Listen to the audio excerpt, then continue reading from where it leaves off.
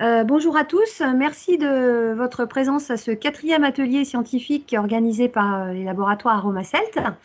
Je suis Catherine Colin-Gaudy et je suis accompagnée de Hervé Demet et Arnaud Géat, qui sont tous deux membres de notre comité scientifique.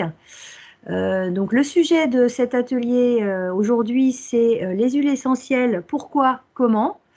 Donc nous allons aborder les questions des différentes voies d'administration des huiles essentielles. Quel est leur intérêt et quelles sont éventuellement les combinaisons qu'on peut faire entre ces différentes voies d'administration. Donc après la présentation, il y aura bien sûr une étape de questions-réponses, mais n'hésitez pas aussi à poser vos questions quand elles vous viennent. Et donc je laisse la parole à Arnaud. Merci Catherine. Et ben voilà, ravi de retrouver tout le monde donc, autour de ce thème sur le soin aromatique. L'idée ici, c'est de présenter les différentes voies d'administration au niveau des huiles essentielles, parce que c'est souvent une question qui revient, et surtout de voir comment on peut les combiner en ayant le maximum d'efficacité et évidemment aussi le risque minimal, puisque les deux sont toujours à mettre dans la balance l'un par rapport à l'autre. Alors, pour rappel, quand même, dans le laboratoire Aromacelt, on associe deux approches. On associe donc la présence d'huile essentielle, qui constitue l'aromathérapie, avec celle d'algues, qui constitue l'algathérapie. Et donc, l'association des deux réalise l'algaromathérapie, qui permet de bénéficier des deux atouts, en fait, de ces deux formes d'actifs. Dans la plupart des préparations, enfin dans toutes les préparations en fait à base d'huile essentielle, on va retrouver une source de calcium marin. Et ça, c'est intéressant parce qu'on verra quand on va détailler la voie orale que la présence de cet élément-là va influencer l'action de l'huile essentielle sur l'organisme. Et c'est aussi un des aspects qui est intéressant dans la conception des gélules avec des huiles essentielles. Mais bon, ça, je ne vais pas en dire trop pour le moment. On en reparlera tout à l'heure un peu plus en détail. Voilà. Alors, dans cet atelier, on va donc détailler la voie orale et la voie buccale. Alors, on pourrait croire que c'est synonyme, en réalité, pas tout à fait. On verra la petite subtilité entre ces deux dénominations. On va détailler aussi la voie cutanée et la voie olfactive. Ce sont les trois voies les plus simples pour utiliser les huiles essentielles. Il y a d'autres voies que je vais simplement citer rapidement tout à l'heure, mais sans détailler plus que ça.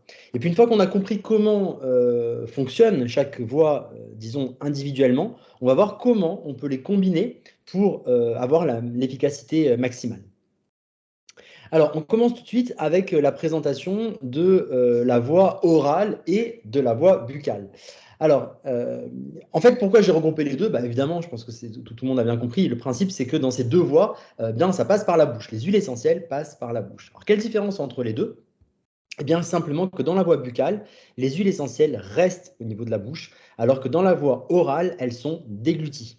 Donc, dans la voie orale, on avale des huiles essentielles, très souvent sous forme de gélules, et elles vont ensuite être absorbées, donc elles vont passer dans le sang au niveau intestinal.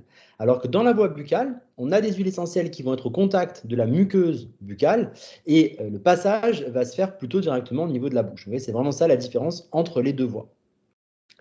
Alors, on va détailler un petit peu ces deux approches. Vous allez voir, ce n'est pas très compliqué. D'abord, pour la voie buccale. En fait, quand on veut mettre des huiles essentielles dans la bouche, il y a deux façons de les prendre. La première… Ah, Carole a une question, pardon. Oui, entre le niveau de l'efficacité entre la voie buccale et la voie orale. Est-ce que le fait que ça passe par les muqueuses, ça va être beaucoup plus rapide en absorption via le sang, ou est-ce que c'est spécifique aussi par rapport à une cible, ou est-ce que effectivement, que ce soit l'un ou l'autre, ça a la même efficacité? Alors, c'est une excellente question parce que c'est évidemment tout l'avantage d'avoir un conseil personnalisé, c'est ça, c'est de pouvoir conseiller la meilleure voie. Parce que chaque voie a quand même ses spécificités. Je te propose de ne pas répondre tout de suite, si tu veux bien. Je ne suis pas en train de botter en touche. Hein. C'est juste qu'il y a des éléments de ta question, de réponse à ta question que j'aborde juste après. Donc, je termine la voie buccale et je reviens à ta question juste après. Et si j'oublie, avant de passer à la voie suivante, tu relèves la main, je saurai que j'ai oublié quelque chose. Mais voilà, effectivement, c'est une vraie question très intéressante. Alors, les deux façons de prendre les huiles essentielles en voie buccale sont les suivantes. D'abord, c'est la voie sublinguale. Alors, le nom est assez parlant. Sub, ça veut dire en dessous. Donc sous la langue. Hein. Donc là, vous voyez l'image. Dans la voie sublinguale, on va placer des huiles essentielles directement sous la langue. Quel est l'intérêt? Eh bien, l'intérêt, c'est d'accéder directement à tout le réseau de capillaires qui est situé très en surface à ce niveau-là et de pouvoir avoir à ce moment-là un passage dans le sang qui est très efficace. Le problème, on comprend bien, c'est que les huiles essentielles sont en contact direct d'une muqueuse qui est très sensible. Et donc, on ne va pas pouvoir utiliser toutes les huiles essentielles de cette façon-là. Donc ça, c'est l'inconvénient. L'avantage, c'est que de cette façon-là, on a un passage dans le sang qui est hyper rapide. Donc, si je résume, et tu vois, Carole, que déjà, on commence à aller sur ce terrain-là, hein, avantage, c'est rapide. Inconvénient, toutes les huiles essentielles ne sont pas utilisables de cette manière. Et troisième point, est-ce qu'on peut prendre beaucoup d'huile essentielle de cette façon? La réponse est non. Très rapidement, ça va se saturer parce que notre muqueuse buccale n'est pas préparée à supporter de grosses quantités d'huile essentielle. Donc en fait, on va être obligé de prendre des petites quantités d'huile essentielle pour supporter ce type de voie.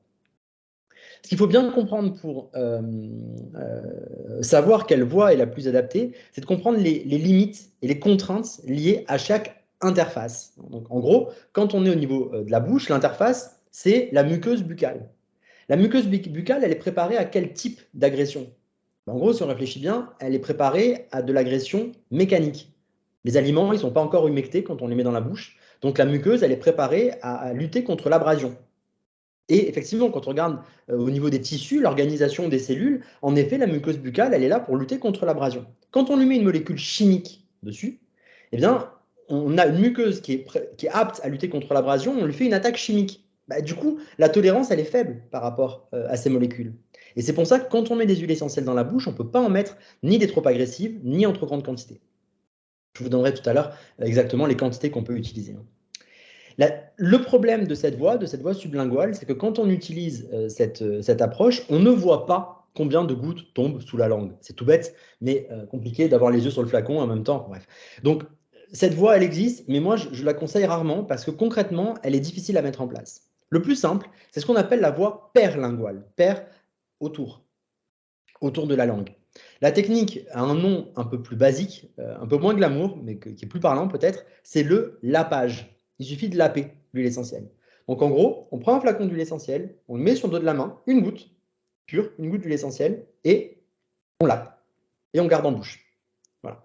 Cette technique-là, elle est très efficace parce que on va voir ce qu'on prend, on en prend une goutte au plus, on n'en prend pas davantage, et ça permet du coup d'avoir là aussi une diffusion au niveau de la cavité buccale et qui va permettre une action très efficace avec les mêmes contraintes, pas d'huile essentielle agressive, pas non plus de trop grande quantité, mais au moins on voit ce qu'on prend et on a cette action au niveau buccal. Alors certes, ce n'est pas directement sous la langue où les capillaires sont hyper superficiels, mais quand même c'est quelque chose qui marche très bien. Ces deux voies sont très efficaces quand on veut une action un petit peu coup de poing, hyper brutale, où là, on a des molécules aromatiques qui vont passer rapidement dans le sang. La limite, c'est la quantité. On ne peut pas en prendre trop. Et c'est pour ça que la voie orale est intéressante, parce que dans une gélule, on peut mettre plus d'huile essentielle. Alors, oui, pardon, avant de passer à la voie orale, concrètement, qu'est-ce que ça veut dire? On considère qu'il faut prendre 1 à 2 gouttes d'huile essentielle par prise. On ne dépasse pas 8 gouttes d'huile essentielle par jour sans avoir un conseil un peu plus personnalisé. L'avantage, c'est qu'on a un passage rapide dans le sang et on n'utilise pas d'huile essentielle dermocaustique. En gros, par exemple, on va éviter tout ce qui est cannelle écorce, tarentimol, sarriette des montagnes, origan compact. Voilà, tout ça, on ne peut pas utiliser de cette manière-là. C'est trop agressif pour la muqueuse buccale. Et puis même pour les lèvres, ça serait absolument impossible. Donc que des huiles essentielles bien tolérées. Et donc, voilà. Alors, en ce qui concerne maintenant la voie orale, les huiles essentielles qu'on va déglutir. Dans ces huiles essentielles, dans cette façon de prendre, il faut savoir d'abord que cette voie orale, elle a été au départ promulguée, je vais le dire comme ça, au niveau de l'école d'aromathérapie plutôt française. Elle n'est pas tellement mise en avant dans d'autres pays. Nous, on a notre particularité en France d'accepter les huiles essentielles par voie orale, par voie même rectale, par voie vaginale, alors que dans d'autres pays européens, ils sont plus ciblés sur la voie olfactive et la voie cutanée. Nous, non, on accepte aussi les huiles essentielles en voie orale. Et ça, c'est très intéressant parce qu'il y a beaucoup d'arguments qui sont défavorables à la voie orale et qui n'ont pas lieu d'être. En réalité, la voie orale, elle a peu d'inconvénients quand c'est correctement dosé. Alors, je vais vous en expliquer certains, vous allez peut-être mieux comprendre aussi. Très souvent, on dit, oui, mais les huiles essentielles, elles sont altérées par l'estomac. Non, ce n'est pas le cas. Tout simplement parce que l'estomac, il a un pH qui est très acide et il va être adapté à dégrader les protéines. Dans une huile essentielle, il n'y a pas de protéines. Donc déjà, les enzymes qu'on a dans l'estomac ne sont pas aptes à venir dégrader les molécules contenues dans les huiles essentielles. Et de même, une huile essentielle, les molécules qu'elle contient, ne sont pas sensibles au pH. Donc le fait que le pH est très acide dans l'estomac, c'est une réalité, ça ne va pas venir altérer la nature des molécules contenues dans les huiles essentielles. Donc ça déjà, ce sont deux aspects qui me semblent importants, parce que souvent on a tendance un petit peu à tout mélanger, et ces deux arguments-là ne tiennent pas. Hein. Les huiles essentielles en voie orale ne posent pas de problème au niveau de l'estomac. Que se passe-t-il ensuite, une fois qu'il passe dans l'estomac? Les molécules aromatiques vont arriver dans l'intestin, et là, il va y avoir un passage dans le sang. Alors, je voulais revenir à ce propos sur deux points. Le premier, je vous ai parlé tout à l'heure de le fait que la muqueuse buccale était adaptée à des contraintes mécaniques. Et donc, quand on mettait des molécules chimiques, ce n'était pas la même adaptation. Du coup, ce n'était pas tout à fait bien toléré par la bouche, toujours bien toléré par la bouche. Dans l'estomac, la muqueuse gastrique est adaptée aux attaques chimiques. Elle est protégée par un épais mucus qui protège les cellules contre les attaques chimiques. Et là, je pense que vous me voyez venir, une huile essentielle qui contient des molécules chimiques ne va pas venir endommager la paroi de l'estomac parce que cette paroi est justement protégée contre les attaques de nature chimique. Ça veut dire qu'en voie orale, on va avoir la possibilité d'utiliser des huiles essentielles qui sont parfois dans la catégorie des huiles essentielles dermocaustiques, mais parce qu'il n'y aura pas d'action négative sur la paroi de l'estomac dans la mesure où celle-ci est protégée de nature. Et ça, c'est vraiment un point qui est important. Donc, on peut retrouver dans des gélules des huiles essentielles de cannelle écorce, ce qu'on ne pourrait pas prendre directement dans la bouche en voie sublinguale ou perlinguale, qu'on a vu tout à l'heure. Vous voyez? Donc voilà, c'est cette différence-là qu'il faut bien comprendre. Ensuite, une fois que les molécules aromatiques arrivent dans l'intestin, eh bien, elles vont passer dans le sang. Et là, il y a aussi plusieurs choses qu'il faut savoir. C'est que la plupart du temps, on considère que lorsque des substances aromatiques passent dans le sang, elles sont ensuite retraitées directement par le foie. Eh bien, ce n'est pas toujours vrai pour les huiles essentielles. Et ça, c'est assez étonnant. Mais en réalité, une partie des molécules aromatiques va passer non pas dans le sang, mais dans la lymphe. Et donc, ça va court-circuiter le foie. Ce qui veut dire qu'en fait, quand on prend des huiles essentielles en voie orale, on n'aura pas systématiquement, je ne dis pas que ce n'est pas du tout le cas, mais je dis que ça n'est pas systématique, on n'aura pas systématiquement de traitement du foie des molécules aromatiques. Et ça, c'est intéressant parce que le foie, il les dégrade, ces molécules aromatiques. Et donc, en fait, ça va permettre aux huiles essentielles qui sont ingérées donc en voie orale de pouvoir agir avant d'être complètement dégradées par le foie. Et donc, la voie orale, si je résume, elle a mauvaise presse souvent parce que les gens ne connaissent pas bien le fonctionnement, mais objectivement, c'est une voie qui a beaucoup d'avantages, surtout quand les produits sont bien dosés. Et évidemment, c'est là où je voulais en venir, c'est le cas de tous les produits qui sont formulés chez Aromacelt, où vous avez, j'ai vu quelqu'un, je finis et je donne la parole à Corinne. J'ai vu. Pas de souci. Donc, chez Aromacelt, on a évidemment des formules qui sont adaptées pour que tout se passe bien au niveau des dosages et tout ça. Et en plus, on va avoir dans les gélules du lithotame qui a une action particulière. On dit que le lithotame va éteindre les huiles essentielles. C'est-à-dire qu'en fait, ce n'est pas éteindre dans le sens négatif, ça les empêche d'agir. C'est pas ça, c'est au contraire, ça enlève leur côté agressif. Et donc, même sur des estomacs qui pourraient être un petit peu fragiles, parce que ce que j'ai dit au départ, naturellement, n'est plus valable si vous avez des ulcères, par exemple, où là, la muqueuse n'est plus aussi protégée par le mucus, eh bien, le fait de mettre des huiles essentielles dans du lithotame, ça va permettre justement de diminuer leur potentiel irritant. Et donc, ça va augmenter la tolérance des huiles essentielles au niveau gastrique, et en particulier, par exemple, éviter les phénomènes de gros odorants qu'on peut avoir quand on prend des gélules avec juste les huiles essentielles dedans. Et bien là, on n'aura pas ce mécanisme-là parce qu'il y a du lithotame à l'intérieur de la gélule. Voilà. En moyenne, pour vous donner un ordre de grandeur, ce n'est pas tout à fait précis, mais il y a quelqu'un qui a allumé, pas qui, mais... Ok. Et je remettrai le ça.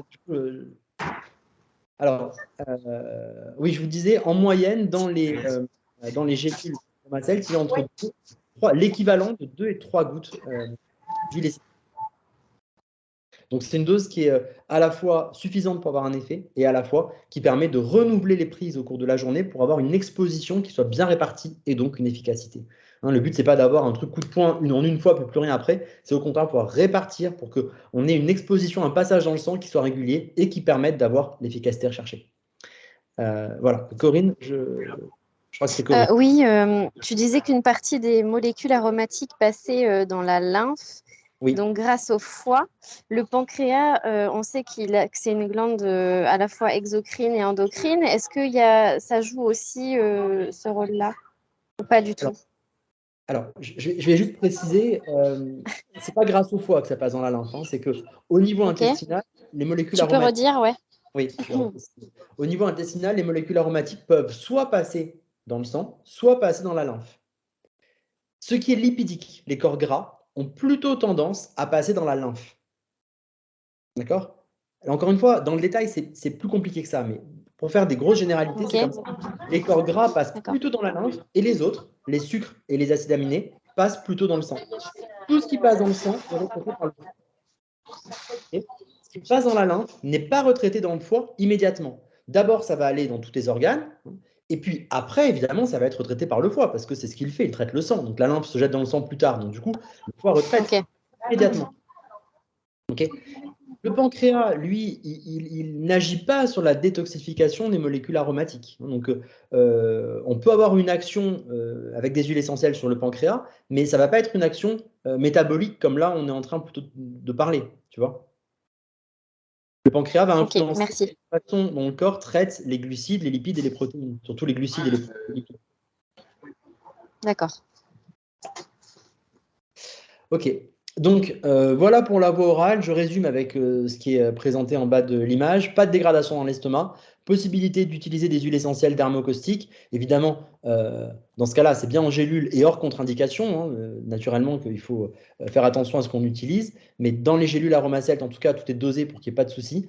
Et n'oubliez pas que le passage se fait en priorité dans la lymphe. Et donc, on arrive à court-circuiter le foie malgré l'absorption intestinale. Voilà. Alors, précaution et contre-indication de la voie orale buccale, hein, on va dire ça comme ça. J'ai mis attention aux huiles essentielles irritantes parce que dans la voie orale, quand on est au contact de la muqueuse, il faut faire attention avec ces huiles essentielles, mais je pense que là, vous avez bien compris pourquoi. Hein, il y a un petit acronyme qui permet de s'en souvenir. J'avais déjà présenté ça dans d'autres ateliers, vous vous souvenez? Oxagrate. Ça permet de se rappeler de ces huiles essentielles qui contiennent des molécules irritantes. Quelques huiles essentielles sont hépatotoxiques. Alors, bon, vous voyez, j'ai été très prudent, j'ai mis probablement. J'en dis un mot parce que là aussi, c'est quelque chose qui a souvent cours dans le milieu de l'aroma. Ce que j'ai indiqué ici sont des huiles essentielles qui sont réputées comme étant hépatotoxiques. En réalité, on sait aujourd'hui qu'elles le sont sans doute pas tant que ça. Bon, par précaution, toutes les formules de toute façon qu'on propose en voie orale sont dosées en prenant en compte cette potentielle hépatotoxicité. Comme ça, si ce n'est pas hépatotoxique, pas de souci. Et si ça allait, pas de souci non plus. Voilà. Et puis, on va aussi faire attention aux huiles essentielles qui ont une action hormone-like. Il n'y en a pas tant que ça. Et vous voyez, pas toujours celles auxquelles on pense spontanément. On classe souvent ici les huiles essentielles de cyprès, de niaouli. En fait, elles ne sont pas hormone-like. On l'a bien démontré de sauge, en sauge clarée, sauge officinale. Elles agissent sur les hormones, mais elles ne sont pas hormone-like. Il y a une nuance qui est importante. Et donc, celles qui sont vraiment hormone-like sont celles que j'ai indiquées ici, où là, vraiment, on va stimuler les récepteurs aux œstrogènes. Et voilà, ce sont celles-ci. Quand il y a des antécédents de cancer hormonodépendant, il faut faire attention avec ces huiles essentielles-là. Voilà. Voilà pour la voie orale, la voie cutanée. Si vous avez des questions sur cette voie, je veux bien les prendre maintenant. Sinon, on enchaîne avec la voie. Oui, on enchaîne avec la voie cutanée juste après. Ok. Alors, la voie cutanée, elle est souvent qualifiée comme la voie royale en aromathérapie. Parce que voilà, la plupart des huiles se mettent facilement sur la peau. C'est une voie qui est pas invasive. Bon. Pourtant, il y a quand même aussi des contraintes associées à cette voie. Hein, et il faut les avoir en tête. Donc, je vous propose de faire un petit balayage rapide de tout ce qu'on peut voir par rapport à ça. Alors, d'abord, concrètement, qu'est-ce qui se passe quand on met des huiles essentielles sur la peau? Là aussi, quand on comprend mieux ce qui se passe, on a l'action qui va être beaucoup plus pertinente. Je vais vous expliquer tout ça, vous allez peut-être mieux comprendre. Il y a une main levée, mais je pense que c'est celle à qui j'ai répondu tout à l'heure, non? CC, excusez-moi, j'arrive pas à afficher le nom entier. C'est bon, ok. Super. Oui, non, mais c'est que ça ne s'enlève pas. Oui. Ok, pas de problème, désolé. Ça marche. Alors, que se passe-t-il quand on met des huiles essentielles sur la peau? Eh bien, les molécules aromatiques vont passer à travers les cellules qui constituent la surface de la peau et vont rejoindre les zones profondes, en particulier le derme, où on va avoir les vaisseaux sanguins. Et donc, en fait, le fait de mettre des huiles essentielles sur la peau, ça va permettre d'avoir un passage dans le sang. Alors, comment ça se passe tout ça? En fait, vous avez 3 façons pour les huiles essentielles de traverser la surface de la peau. Premièrement, ce qu'on appelle la voie paracellulaire. Alors, paracellulaire, ça veut dire qu'en fait, les molécules aromatiques vont passer entre les cellules, vous voyez, entre ce qu'on appelle le ciment intercellulaire. Comment ça marche? C'est simple. Ce ciment intercellulaire, il est de nature grasse. Comme les huiles essentielles, elles sont lipophiles, elles aiment le gras, eh bien, tout simplement, elles vont diffuser dans ce corps gras sans souci jusqu'à atteindre le derme, où là, elles vont pouvoir rejoindre le sang. Vous avez ensuite la voie transcellulaire. Dans cette voie, trans, vous savez, c'est à travers. Donc, on va passer à travers les cellules. Et donc là, vous traversez les membranes cellulaires et vous passez de cellule en cellule. Et le deuxième point, c'est la voie folliculaire, où là, les huiles essentielles vont ruisseler le long des poils. Et ça, c'est hyper efficace parce qu'on amène les huiles essentielles directement au niveau profond dans le derme. Ce qui veut dire qu'en fait, qu'est-ce qui va conditionner finalement l'efficacité d'une huile essentielle mise en cutanée? Eh bien, c'est d'une part, et c'est le premier critère, c'est l'épaisseur de la peau, et en particulier l'épaisseur de l'épiderme. Plus la peau est fine, plus les huiles essentielles vont pénétrer rapidement, et plus on va les retrouver vite dans le sang. Et le deuxième point, c'est la pilosité. Si vous mettez des huiles essentielles sur une zone pileuse, vous allez avoir un passage dans le sang qui est très rapide. Vous avez une technique par rapport à ça que je peux vous partager. C'est une technique qui a été mise en place par le docteur Pénoël, qui est assez connu dans le milieu de l'aromathérapie. Lui, il propose par exemple de faire ruisseler des huiles essentielles. Il propose pures. Alors, évidemment, pas toutes les huiles, on va y revenir, mais certaines huiles essentielles pures sur le haut du crâne et en fait de chauffer avec un sèche-cheveux. Alors, c'est pas de monter la température hyper haut, hein, mais en fait, en faisant ça, ça dilate les pores. Et ça permet du coup aux huiles essentielles de passer dans le sang hyper rapidement. En fait, vous profitez du fait que vous avez des cheveux à ce niveau-là pour les faire ruisseler le long de la fibre capillaire. Et en même temps, en chauffant, ça dilate les pores. Et donc là, on a un passage qui est hyper rapide. Voilà. Donc ça, c'est une technique qui est rigolote et qui permet d'avoir cette action un peu coup de poing, là aussi, quand c'est recherché. Alors, paradoxalement, vous comprenez que la zone des pieds, dont on parle souvent, on a des huiles essentielles sur la voûte plantaire, enfin, c'est ni l'un ni l'autre des critères. Ni la peau est fine, ni il y a des poils. Alors, les études là-dessus ne sont pas aussi cohérentes ne vont pas dans le même sens que la pratique traditionnelle. La pratique traditionnelle, c'est de dire que ça marche très bien de mettre sur les voûtes plantaires. Les études montrent qu'il y a peut-être plus efficace que ça. Voilà. Donc, après, pourquoi pas, hein. Mais en tout cas, voilà, il faut savoir que cette zone-là, elle est quand même vachement bien parce que la peau est très fine. Et là, on fait passer les huiles essentielles rapidement. Moi, personnellement, je préfère là que la voûte plantaire pour cette raison-là. Les veines sont superficielles, la peau est fine, c'est vraiment là qu'on va avoir un passage important. Alors, que se passe-t-il quand on met des huiles essentielles sur la peau? Eh bien, vous avez une très grosse partie qui s'évapore. Ça, il faut le savoir, une grosse partie est perdue juste parce que les molécules aromatiques, par définition, elles sont volatiles et donc elles vont s'évaporer. Une partie va être dégradée, entre guillemets, au niveau directement des cellules de la peau. Et une partie, donc seulement, une faible proportion finalement, va atteindre le derme où on va avoir un passage dans le sang. Et donc, si on fait le total de tout ça, on estime qu'environ 10% seulement des huiles essentielles appliquées sur la peau regagnent réellement la circulation. Alors, il faut le savoir, on ne cherche pas toujours le fait qu'elle regagne la circulation. Je vous donne un exemple. Si vous avez une mycose cutanée, le but, quand on met des huiles essentielles sur la peau, c'est qu'elle reste sur la peau. Ce n'est pas qu'elle passe dans le sang. Et là, dans cet exemple, vous comprenez qu'en fait, on arrive à un point qui est fondamental, c'est de savoir dans quoi mettons les huiles essentielles. Est-ce qu'on les met pures? Est-ce qu'on les dilue? Et si on les dilue, est-ce qu'on les dilue dans de l'huile, dans un baume, dans une crème, dans un gel? Tout ça va influencer la rapidité avec laquelle les huiles essentielles vont diffuser. Parfois, on veut qu'elles diffusent vite, parfois pas. Et donc, c'est ça qui est intéressant quand on réfléchit comme ça, c'est qu'on arrive du coup à comprendre qu'en réalité, quand vous avez des gens qui vous disent « mais il ne faut jamais mettre d'huile essentielle pure sur la peau », la réalité est plus compliquée. C'est on ne peut pas mettre toutes les huiles essentielles pures sur la peau. Et parfois, ça ne sert à rien de les mettre pures sur la peau. Et c'est là où ça devient intéressant d'avoir ce raisonnement qui se met en place. Alors, je voulais par rapport à ça vous montrer quelques exemples concrets. Regardez sur ce graphique, vous avez en ordonnée la concentration dans le plasma de différentes molécules et en abscisse le temps. Ici, en bleu, vous avez les deux principaux majoritaires, les deux composés majoritaires de la lavande, de l'huile essentielle de lavande vraie, linalol, acétate de linalyle. Eh bien, qu'est-ce qu'on voit ici? On voit qu'en fait, lorsqu'on met sur la peau 1,5 g d'un mélange qui contient 2% d'huile essentielle de lavande vraie dans de l'huile végétale d'arachide, eh bien, regardez, il y a un pic environ 20 minutes après l'application. Donc, c'est rapide, hein? Ça passe vite dans le sang. Donc, ça, c'est intéressant. Mais regardez ici, sur une autre application, là, c'est du bergaptène. Donc, c'est une des molécules contenues dans l'huile essentielle de bergamote, qui est d'ailleurs celle qui est photosensibilisante. On va en reparler tout à l'heure. Et bien là, ce qu'on voit, c'est que le pic, il est atteint en quasiment 3 heures. Donc, alors évidemment, vous voyez, ce n'est pas le même pourcentage, ce n'est pas la même quantité appliquée, donc les graphiques ne sont pas comparables par rapport à ça. Mais ça vous montre quand même que la rapidité avec laquelle les molécules passent dans le sang n'est pas la même pour toutes les molécules et donc pour toutes les huiles essentielles. Donc, on a des huiles essentielles qui vont avoir un tropisme important pour la peau, c'est-à-dire qui vont passer rapidement, et puis d'autres un petit peu. Voilà. Alors, qu'est-ce qu'on peut dire concrètement au niveau de la voie cutanée? Il faut évidemment faire très attention aux huiles essentielles qui sont irritantes. Dans ce cas-là, il faudra les diluer beaucoup et faire très attention également aux huiles essentielles qui sont photosensibilisantes. Alors, attention, photosensibilisant, c'est bien quelque chose de très particulier. C'est si vous mettez l'huile essentielle sur la peau et que dans les heures qui suivent, vous vous exposez au soleil, ça fait des taches. D'accord? Ce n'est pas simplement une petite irritation, ça fait des taches qui restent.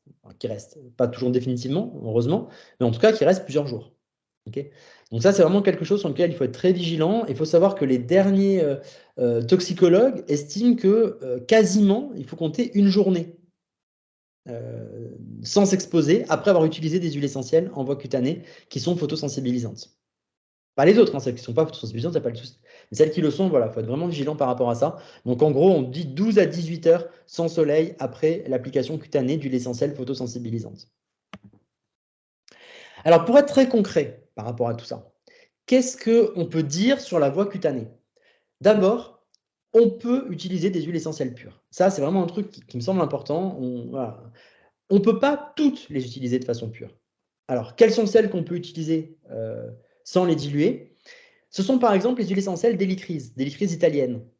Vous avez un choc, un coup, un hématome. Vous mettez une goutte d'huile essentielle d'hélicryse italienne pure, et bien ça va très bien marcher et ça va suffire pour soulager l'hématome. Vous avez une piqûre d'insecte, vous mettez une goutte de lavande aspic ou de lavande vraie, hein, les deux fonctionnent bien. Eh bien, on peut l'utiliser pur sans problème. Là aussi, ça va très bien se tolérer, sauf si vous mettez une seule goutte. Et on n'utilise pas cette voie-là avant 12 ans, voilà, par précaution. La majorité des cas, on est donc bien d'accord, ce sont quand même les huiles essentielles diluées. En gros, l'huile essentielle pure, c'est exceptionnel. L'huile essentielle diluée, c'est la majorité des cas. Et dans quoi va-t-on diluer? Eh bien, tout dépend de ce qu'on veut faire.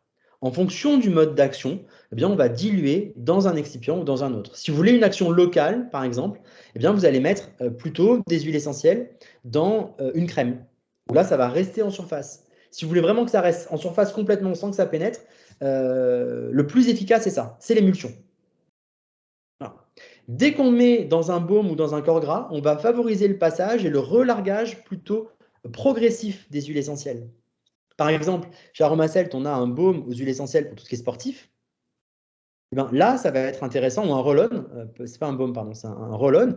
Et bien là, vous allez avoir un passage progressif, une libération progressive des huiles essentielles. Et ça permet d'avoir du coup une action qui va être prolongée dans le temps. Ce qu'on veut, c'est pas d'avoir tout d'un coup et puis plus rien ensuite. C'est que les huiles essentielles, elles soient libérées petit à petit. Et les corps gras permettent ça, justement, permettent de libérer petit à petit les huiles essentielles pour avoir une action qui soit prolongée.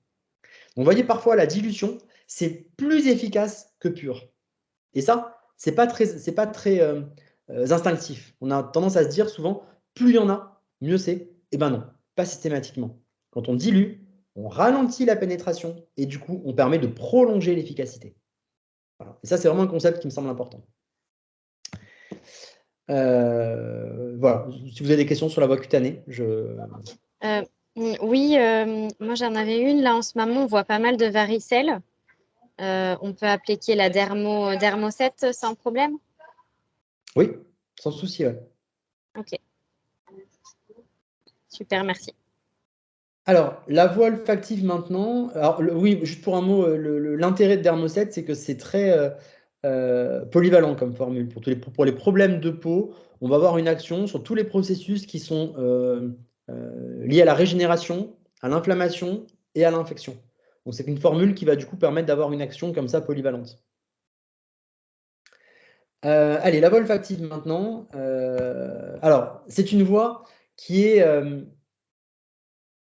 je dirais, bon, peu connue, c'est pas le mot juste, mais en tout cas, qui se développe de plus en plus. Voilà. On est en train vraiment de redécouvrir, parce que bon, c'est quand même ancestral tout ça, on est en train de redécouvrir l'importance de la voie olfactive et du fait qu'on puisse avoir une action importante avec des doses très faibles. Et il y a même des expériences, et je vous livre, attends, je vérifie juste l'heure que je ne me laisse pas emporter, donc ça va. Il y a même des expériences qui ont été très intéressantes, qui ont montré que des odeurs, alors pas forcément des huiles essentielles, hein, des odeurs peuvent modifier un comportement, même lorsqu'elles ne sont pas perçues consciemment. C'est fort quand même. Donc, on peut extrapoler, puisque ça a été fait avec des molécules aromatiques isolées. Hein. On peut imaginer qu'on puisse avoir exactement la même chose avec des huiles essentielles. C'est-à-dire qu'on va avoir une induction d'un comportement, même si consciemment, on n'a pas perçu d'odeur. Voilà. Et pour vous donner juste l'anecdote, parce que je trouve ça assez rigolo, Carole, tu as qu'on appelle ça, un petit micro là. Eh ben, on peut se poser la question de savoir comment est-ce qu'on diffuse des huiles essentielles à l'insu des sujets. Et ben en fait, ça se passait comme ça. On leur mettait un casque avec un petit micro et on leur faisait croire qu'on avait besoin de parler avec eux, alors qu'en fait le micro ça servait à rien. Dans le micro, il y avait un diffuseur d'odeur. Et donc, on diffusait des odeurs à travers ce petit micro en dessous du seuil de perception. Donc, les personnes n'avaient pas l'impression de sentir quoi que ce soit. Et ensuite, on mesurait leur comportement dans une autre expérience par ailleurs. Et on voyait l'influence des odeurs ressenties sur les comportements qu'on mesurait ensuite. Donc, je ne vais pas détailler ça, mais c'est quand même très intéressant de voir à quel point ces odeurs peuvent influencer nos comportements. Et donc, comment ça marche? Eh bien, regardez l'image, c'est assez clair. Vous avez des molécules aromatiques qui vont diffuser. Hein. Par nature, elles sont volatiles, donc elles diffusent. Elles vont exciter notre épithélium olfactif, donc notre partie dans les fosses nasales qui est dédiée à la perception des odeurs.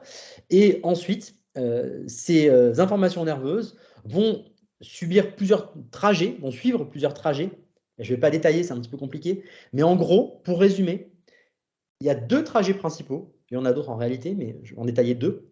Il y en a un que j'ai représenté ici en jaune, qui permet d'interpréter consciemment l'odeur.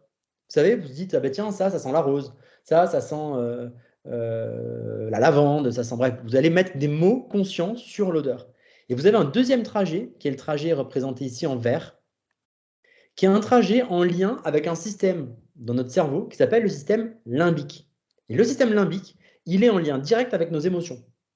Donc en fait, quand on comprend tout ça, on réalise qu'en réalité, les odeurs, et en particulier des molécules aromatiques contenues dans les huiles essentielles, vont pouvoir influencer notre système limbique et donc nos émotions. Et donc, en olfaction, on a une vraie action sur nos émotions et notre rapport finalement aux événements de notre vie. Voilà. Et donc, on a développé chez Aromacelt aussi une gamme qui va bientôt arriver sur justement des produits à base pour être inhalés en tout cas. Voilà. Ce qu'il faut aussi préciser, c'est qu'une partie des molécules, quand elles sont inhalées, elles passent aussi dans le système respiratoire et elles vont pouvoir aussi agir plus en profondeur. On n'a pas simplement cette action qu'au niveau local des fosses nasales. On a aussi une action qui va se faire plus en profondeur. Mais il me semblait intéressant de développer un peu celle-là parce qu'elle était peut-être un petit peu moins connue. Voilà. Alors, comment fait-on pour diffuser une huile essentielle? Alors, le plus simple, c'est le microdiffuseur que vous avez ici. Hein. Vous mettez des huiles essentielles pures là-dedans. Et puis, voilà, vous allumez, ça diffuse. Attention, on ne chauffe jamais une huile essentielle. Donc, on ne met pas d'huile essentielle dans une petite coupelle avec une bougie en dessous. Ça, c'est très important. Ça chauffe et donc ça abîme les molécules aromatiques.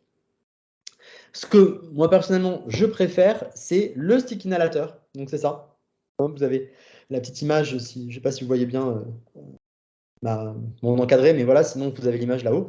Donc ici, un stick inhalateur, qu'est-ce que c'est? C'est un petit stick comme ça, dans lequel vous mettez une mèche à l'intérieur qui est imprégnée d'huile essentielle. Les molécules aromatiques saturent l'air à l'intérieur du diffuseur, enfin, du stick, et puis là, vous avez un petit trou. Vous respirez, et voilà. En gros, c'est vraiment tout bête. Et ça peut rester efficace assez longtemps comme ça, parce qu'en fait, tant que c'est bien fermé, une fois que l'air est saturé en molécules aromatiques, en fait, il n'y a plus de déperdition après. Donc, plus vous en servez, plus vous consommez, entre guillemets, des molécules aromatiques, plus il faut le recharger. Mais si ça reste fermé, ça se conserve quand même relativement bien. Voilà.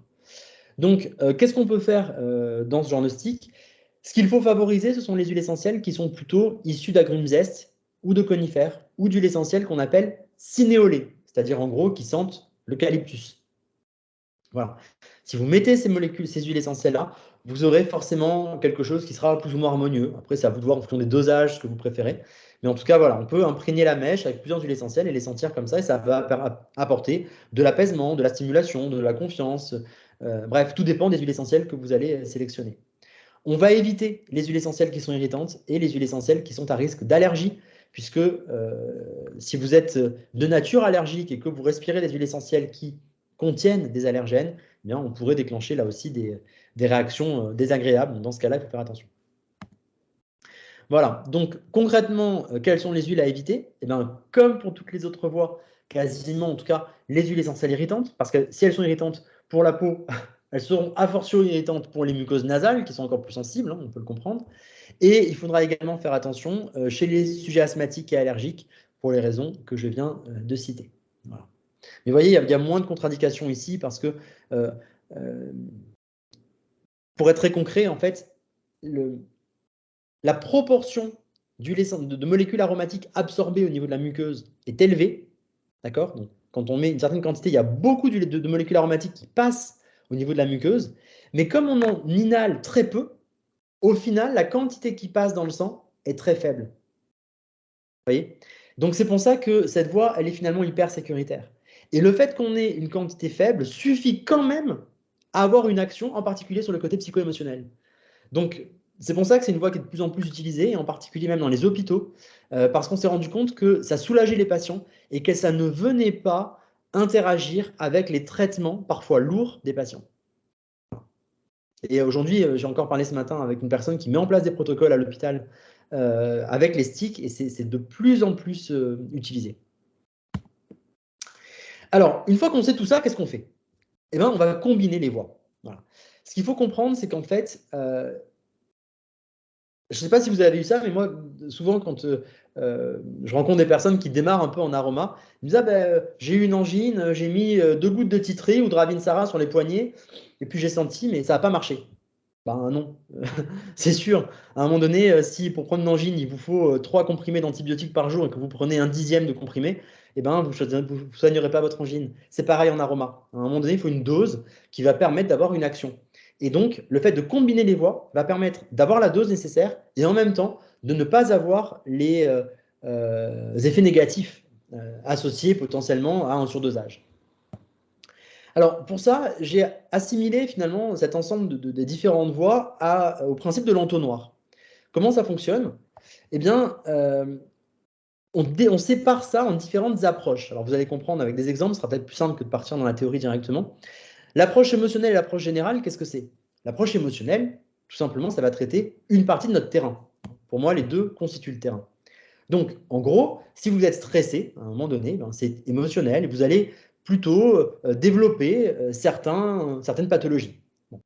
Le stick inhalateur va être hyper efficace pour justement travailler sur ce rapport au stress. Vous allez pouvoir prendre des huiles essentielles qui vont stimuler certains neuromédiateurs dans notre cerveau pour diminuer notre quantité, entre guillemets, de stress. Okay? Donc là, ça va être le stick inhalateur qui va être génial pour justement cette approche émotionnelle. L'approche générale, qu'est-ce que c'est? C'est une façon de distribuer des molécules aromatiques ou d'autres à tout l'organisme. Donc là, ça passe forcément par une voie générale, ça passe par le sang. Et on l'a vu, quelle est la voie prioritaire pour faire passer de grosses quantités d'huile essentielle ou de molécules aromatiques dans le sang? Eh bien, c'est la voie orale. Et donc, c'est pour ça que très souvent, en tout cas chez Aromacelt, on a toujours une gamme de base qui est une gamme de gélules.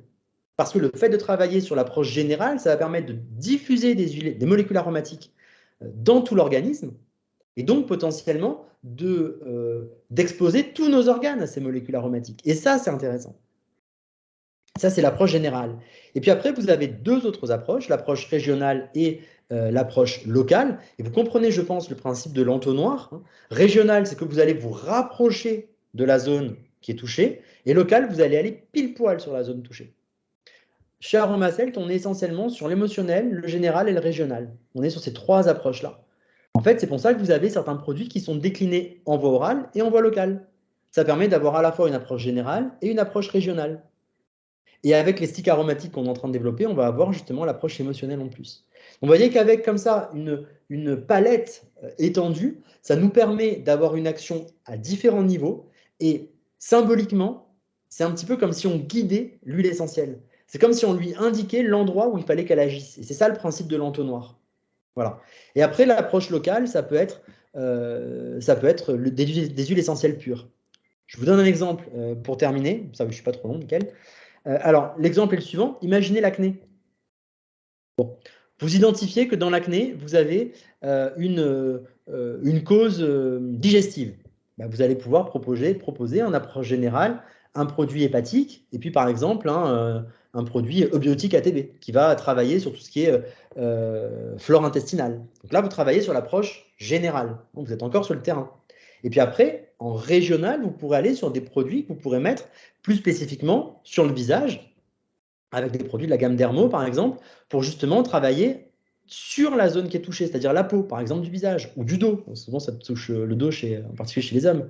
Et l'approche locale, qu'est-ce que c'est? Eh bien, on peut très bien conseiller aux patients d'acheter un flacon de titri et puis de se mettre une goutte de titri sur le doigt, et puis on applique sur les différents boutons quand vraiment on a des boutons un peu plus développés. Et là, du coup, on a les trois approches qui vont être combinées, et c'est dans cette approche-là qu'on a le plus d'efficacité. C'est rarement avec un produit isolé.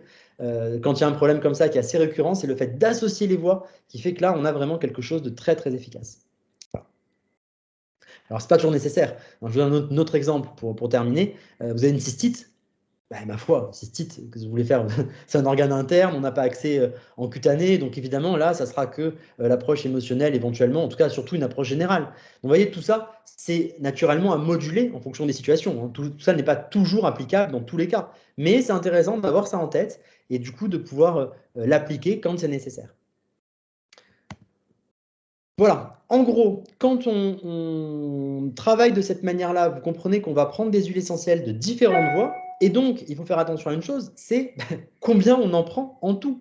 Il ne faut pas qu'il y ait une quantité totale journalière qui soit trop élevée. Parce que sinon, à ce moment-là, on risque de s'exposer à une certaine toxicité. Et donc, en gros, il faut considérer qu'on évite de dépasser à peu près 20 gouttes d'huile essentielle par jour pure, l'équivalent de 20 gouttes pures, toutes voies confondues. On ne compte pas la voie olfactive. Hein. Dans le stick, c'est négligeable. Ça. Donc ça ne compte pas.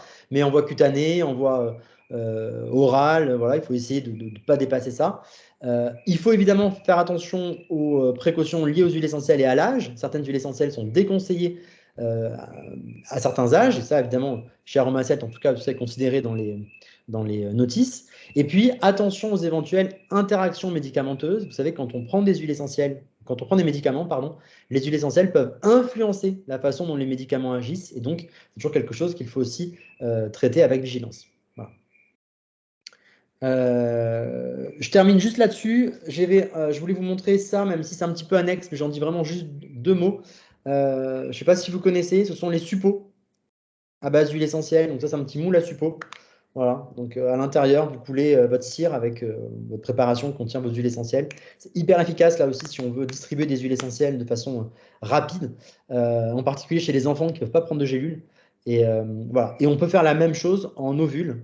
Donc pour tous les problèmes de flore, de microbiote vaginal, les problèmes de mycose par exemple sont traités avec ce genre de préparation. C'est des moules un peu plus gros, mais le principe reste le même. Voilà. Pour vous dire, vous voyez qu'il y a plein de voies qui sont possibles. J'ai traité les deux principales, mais il y en a encore d'autres qui sont possibles. Carole, tu voulais intervenir, je crois. Oui, parce que tu dis de ne pas dépasser 20 gouttes d'huile essentielle pure par jour, mais il semblerait qu'au début du PowerPoint, tu parlais de 8 gouttes. J'ai mis toutes voies confondues. 8 gouttes par jour à peu près, hein, c'est des ordres de grandeur, on peut dépasser un petit peu, mais grosso modo. Et puis ensuite, j'étais sur la voie, c'était sur la voie buccale. Hein. Ah, oui, d'accord, ok. Sans dépasser 8 gouttes par jour, c'est uniquement sur la voie buccale. Si tu combines toutes les voies, tu peux largement aller au-dessus de ça. Hein. Ok, c'est bon. Oui, non, mais ça y est. D'accord, autant pour moi. C'est bon, merci. C'est juste parce que quand je dis 1 à 2 gouttes par prise, il faut quand même donner une limite parce que sinon les gens pourraient être tentés de faire ça toutes les demi-heures, toute la journée. Et là, ils vont être exposés à une quantité colossale. Donc, pour éviter ce genre de problème, je préfère donner un cadre. Mais voilà, c'est uniquement sur la voie buccale et après, naturellement, on peut largement dépasser ça. Oui, parce que c'est très culture française en disant plus j'en prends, plus ce sera efficace. Ça, c'est ce qu'on entend très souvent. Et exactement. Alors que c'est Exactement. pas le cas. Et c'est pas ça du tout. C'est absolument. Ouais, exactement. Ok, merci.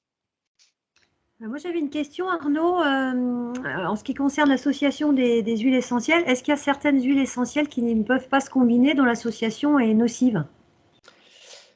Alors, en fait, pas vraiment. La plupart des huiles essentielles peuvent s'associer entre elles. En tout cas, il n'y a pas de danger à en associer plusieurs. Voilà. Ça, c'est sûr. Il y a certains cas où l'association n'est pas logique. Je vais vous donner un exemple. L'huile essentielle d'élythrise italienne et l'huile essentielle de cyste ladanifère. Ce sont deux huiles essentielles qui ont une action contradictoire au niveau sanguin. Donc, si vous les associez, vous risquez rien, c'est pas dangereux, mais c'est pas logique. C'est comme si sur une voiture, vous appuyez à la fois sur le frein et l'accélérateur. Bon, ben, vous allez pas, ouais, vous avez compris le principe. Voilà, donc il n'y a pas de danger, mais c'est pas logique, c'est plus ça. Après, il y a certaines huiles essentielles qu'on ne pourra pas prendre dans certaines voies. Par exemple, la Golteri, qui est très utilisée pour tout ce qui est sportif, qui est un anti-inflammatoire extraordinaire, présente une vraie toxicité en voie orale. Donc, on ne la mettra jamais dans des gélules ou voilà, parce que là, en cutané, il n'y a pas de souci, en voie orale, oui.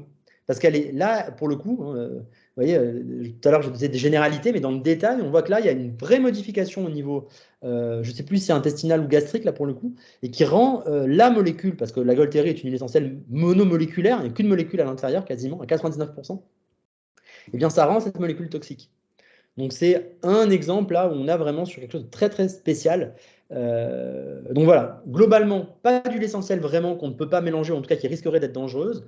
Et voilà, faire attention avec certaines huiles essentielles dans certaines voies, mais encore une fois, quand on le sait, on ne fait pas l'erreur. D'accord, merci. Merci beaucoup, Arnaud.